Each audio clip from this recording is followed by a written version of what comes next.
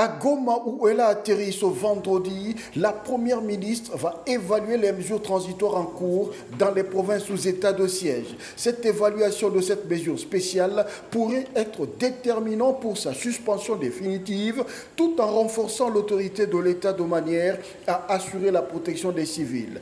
Un défi de taille attend donc la chef du gouvernement. Éviter l'expansion des groupes armés et garantir une montée en puissance des forces armées de la RDC. Avec un nombre incalculable de vies perdues, soit plus de 6 millions, le besoin d'une action stratégique et dynamique est plus attendu que jamais. Ainsi, l'engagement de la Première ministre à restaurer la paix et à sécuriser cette partie du pays prouve sa détermination à relever ce défi. Ainsi, les objectifs de sa mission sont clairs.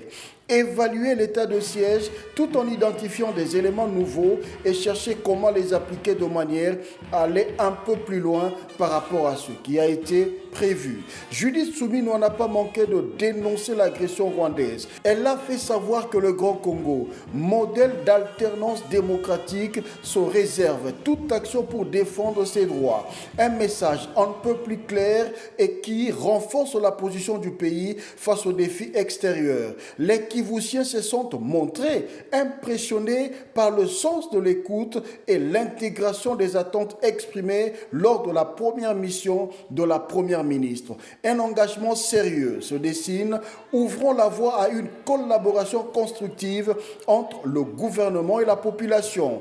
On peut dire que la délégation conjointe, qui compte les vice-premiers ministres et ministres de l'Intérieur et d'autres représentants clés, témoigne de la volonté collective de renforcer la défense et la sécurité au sein du pays.